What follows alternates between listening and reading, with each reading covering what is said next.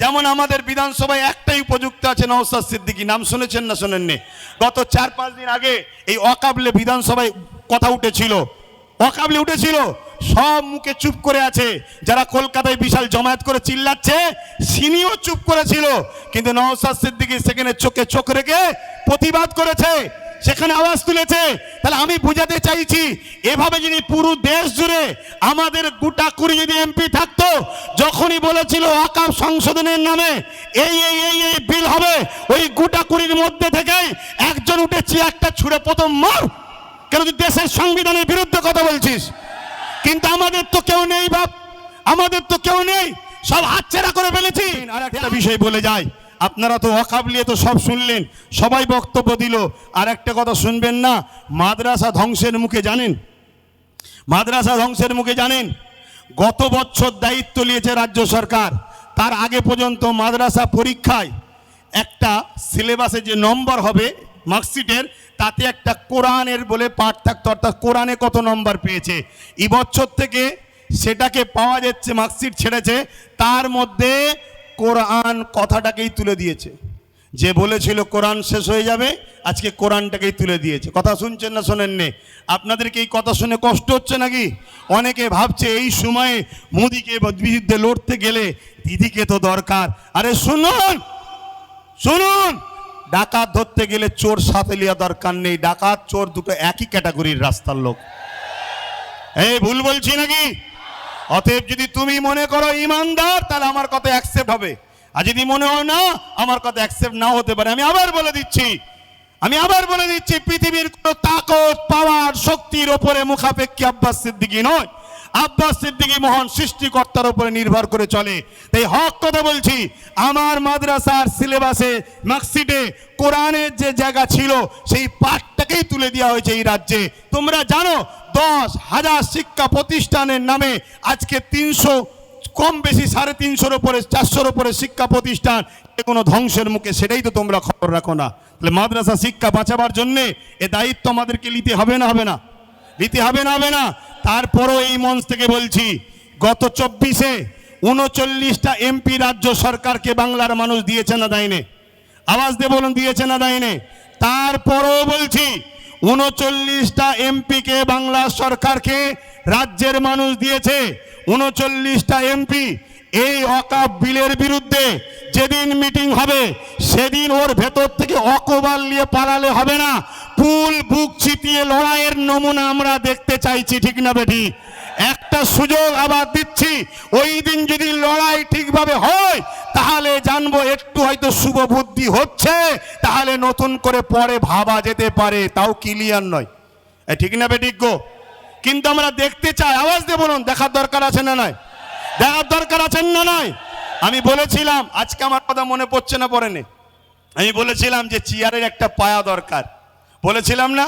আজকে বলুন তো, পুরো দেশ জুড়ে যদি আমাদের গোটা 20 থাকতো, গোটা 20 যদি থাকতো, সেটা আমার কথা বলছি না, হ্যাঁ 29টা এমপি আমরা বাংলা থেকে দিয়েছি না দিইনি? কথা বলেন, আপনারা দিয়েছেন না দেননি? তাহলে আজকে দেখার দিন এসেছে সে কি করে। কারণ আইন তো হচ্ছে সেখানে আপনি যদি বিরোধী হন, তাহলে সেখানে লড়াই করছেন না, রাজপথে নেমে মুসলমানকে বোকা বানাচ্ছেন কেন? কি গো, বলা ভুল হচ্ছে নাকি? আওয়াজ দিয়ে বলো, বলা ভুল হচ্ছে? আরো জোরে শুনতে চাই, বলা ভুল হচ্ছে? তাহলে সেই জায়গায় তো দেখানো দরকার। মনে রাখবেন, আমি বলেছিলাম, আজকে আফসোস হচ্ছে না হয়নি? যদি টোটাল ভারত মিলিয়ে গোটা 20 যদি আমাদের থাকতো উপযুক্ত, যেমন আমাদের বিধানসভায় একটাই উপযুক্ত আছে, নওশাদ সিদ্দিকী। নাম শুনেছেন না শোনেননি? গত 4-5 দিন আগে এই অকাবলে বিধানসভায় কথা উঠেছিল, অকাবলে উঠেছিল, সব মুখে চুপ করে আছে। যারা কলকাতায় বিশাল জমায়েত করে চিল্লাচ্ছে, সিনিও চুপ করেছিল, কিন্তু নওশাদ সিদ্দিকী সেখানে চোখে চোখ রেখে প্রতিবাদ করেছে, সেখানে আওয়াজ তুলেছে।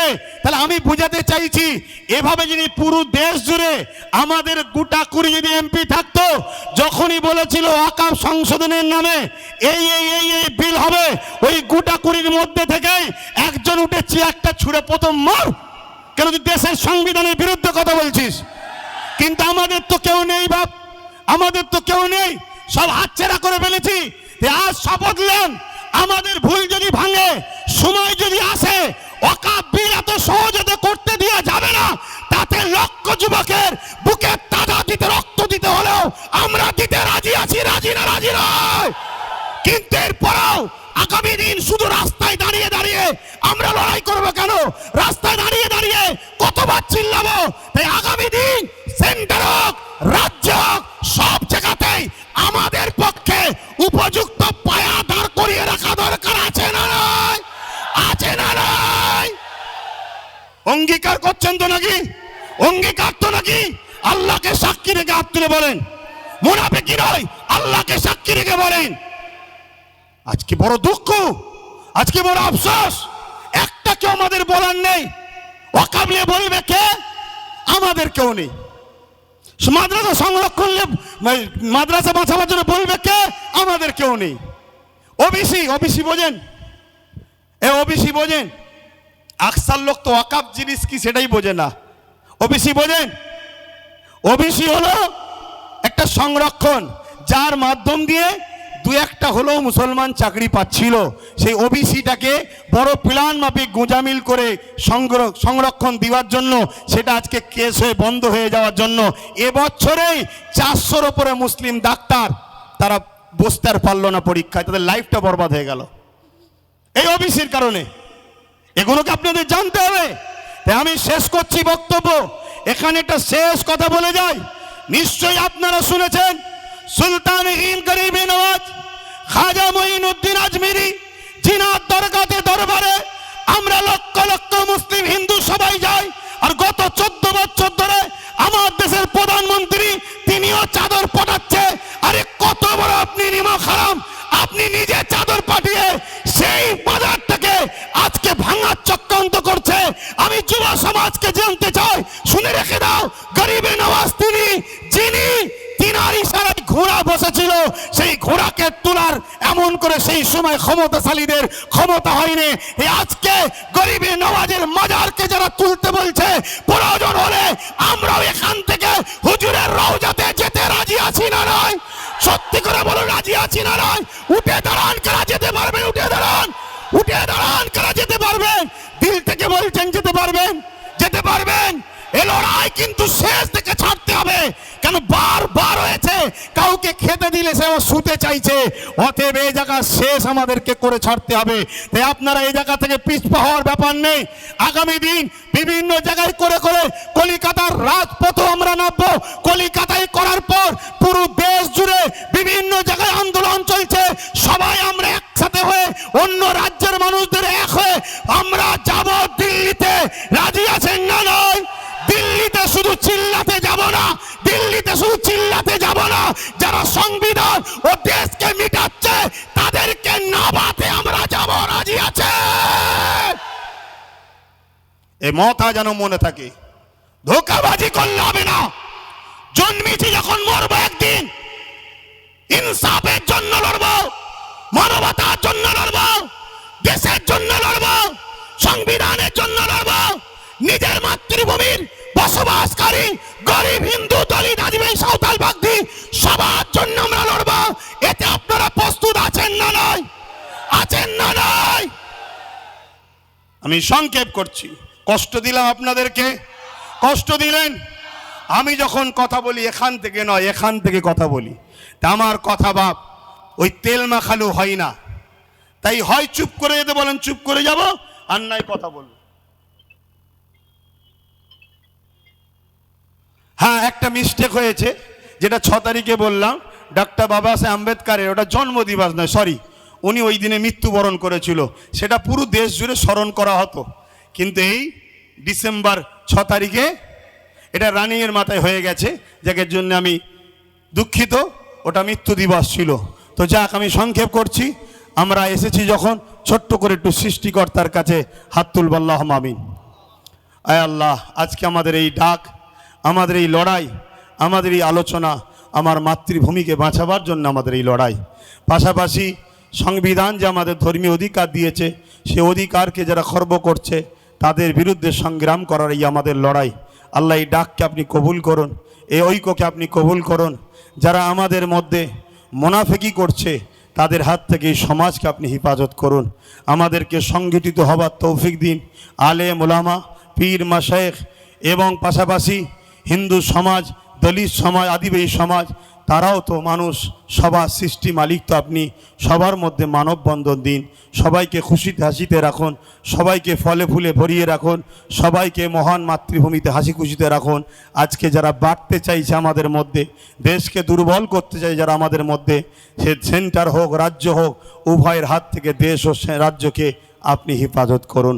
সবার পেটে ভাত, সবার পরনের কাপড়, সবার মুখে হাসি, সবার বাচ্চাদের শিক্ষার সুব্যবস্থা তামাম কায়নাতের সৃষ্টিকর্তা আপনি হেফাজত করার তৌফিক দান করুন। আজকের আমাদের এই ব্যবস্থা যারা করেছে, প্রত্যেকের এই ব্যবস্থা করার পরিশ্রমকে কবুল করেন। আল্লাহ যারা এসেছে প্রত্যেকের আশাকে কবুল করেন। আগামী দিন আমরা যেন হকের পক্ষে, ন্যায়ের পক্ষে সংগঠিত হয়ে কলিকাতার রাজপথ, ওখান থেকে দিল্লি, আমার দেশের রাজধানী, সর্ব জায়গাতে আমরা যেন ইনসাফের জন্য, ন্যায়ের জন্য, গরিবের জন্য, দেশের জন্য, পাশাপাশি আমার দেশের যে সাংবিধানিক মৌলিক অধিকার, ধর্ম যার যার দেশ সবার, সেই আওয়াজ তুলে আমরা যেন নিজের ধর্মকেও পালন করে চলতে পারি। আমিন। লা ইলাহা ইল্লাল্লাহু মুহাম্মাদুর রাসূলুল্লাহ। যাবার আগে একটা স্লোগান হবে, সাথ দেবেন তো নাকি? আপনারা আমার সাথে বলুন, ধর্ম যার যার। বলুন বলুন, ধর্ম যার যার। কেউ কেউ বলে ধর্ম যার যার, উৎসব সবার। এ ভণ্ডমের কথা, চিটিংবাজদের কথা মনে থাকবে। এটা চাইছে উভয়কে মুখোমুখি করব, থার্ড পার্টি একজন যে ঢিল ঝুলবে, উভয় মারপিট করে দেশকে শেষ করব। ধর্ম যার, উৎসব তার, সে তার পরিবার, বউ বাচ্চাদের নিয়ে উৎসব করবে, ঠিক না বেঠিক গো? ধর্ম যার যার, দেশ সবার।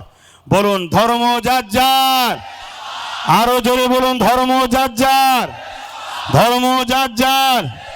নারে তাকবীর, নারে তাকবীর। ভারতবর্ষ, ভারতবর্ষ, ভারতবর্ষের সংবিধান ডক্টর বাবা সাহেব আম্বেদকর। নারে তাকবীর। এবারে একটু হাত তুলে বলতে হবে, আমি বলবো লব্বাইক, আপনারা বলবেন ইয়া রাসূলুল্লাহ। নবী ছাড়া তো আমরা মরা নাকি? লব্বাইক, লব্বাইক, লব্বাইক, লব্বাইক, লব্বাইক। নারে দিবার, আরো উঁচু নারে দিবার। যে কোনো জায়গায় মুসিবতে পড়বেন, এই স্লোগানটা রাখবেন, সব বালা কেটে যাবে। মনে থাকবে? আমার আলোচনা শুনে কেউ কষ্ট পেলেন? আমি এখান থেকে বলেছি, এখান থেকে নয়। আমার এখানে যা আছে এখানেও তাই আছে। কিছু মানুষের এখানে আলাদা, এখানে আলাদা, সেই মানুষ থেকে দূরে থাকবেন। আমার ভালোবাসার মানুষ যদি হন, একটু মাথায় রাখবেন। হাজারো লোক ডাকবে, আগে দেখুন ডাকছেটা কে, তার বিগত দিন কার সঙ্গে উঠা বসা, কি করেছে তারা দেখুন। কথা শেষ। আপনারা আমাকে সালাম দেন। ওয়ালাইকুম আসসালাম রহমতুল্লাহ বরকত। আমি সালাম দেবো, যাবেন। এসব বাড়ি আমার প্রতিবেশী ভাই, আমার হিন্দু সমাজের ভাইদের বাড়ি, তাই তো নাকি? কোনো রকম আপনাদের ব্যবহারে ইনারা যদি কষ্ট পায়, কোনো ক্ষতি যদি হয় যাতায়াতে, তাহলে কিন্তু এটা ধর্মের ক্ষতি আপনি করলেন। ধর্ম একে বলে প্রতিবেশীকে ভালোবাসা। প্রতিবেশী অন্য ধর্মের হয়, তারপরেও তাকে ভালোবাসা। ধর্ম কাকে বলে? ক্ষুধার্তকে খানা খাওয়ানো, এর নাম ইসলাম। তাই কেউ যদি বলে ধর্ম বাঁচাতে তরোয়াল লাগবে, আমি আপনাদের বলবো, ধর্ম বাঁচাতে গেলে হুজুর পাক সাল্লাল্লাহু আলাইহি সাল্লামের সুন্নত জীবনীকে পড়ুন, হৃদয়ে হুজুরকে রাখুন, হুজুরের সুন্নত অনুযায়ী চলুন। আজকে যেমন আমেরিকা দলে দলে ইসলামে আসছে, ব্রিটেন আসছে, জাপান আসছে, সিরিয়া আসছে, একটা সমীক্ষা তৈরি করেছে আমার ভারত, ওই সমীক্ষাতে এদের মাথা ঘুরে গেছে। আমি ইশারা শুধু দিয়েছি, 50 লক্ষের ওপরে নতুন করে এসেছে ইসলামে। শুনছেন তো নাকি? সরকার তো তুই, তাহলে কে জোর করে তরোয়াল দিয়ে বোম দিয়ে আনলো নাকি, না বন্দুক ধরে? এসব পেট গরমের কথা আমাদেরকে শোনায়। আমি কথা শেষ করছি। আসসালামু আলাইকুম ওয়া রাহমাতুল্লাহি ওয়া বারাকাতুহু। আপনারা আস্তে আস্তে যাবেন, কেউ মুসাফার জন্য দাঁড়াবেন না। আস্তে আস্তে যান, আস্তে আস্তে যান। যারা দায়িত্বে আছেন, সভাপতিত্ব করছেন, প্রোগ্রাম শেষ করে দিন।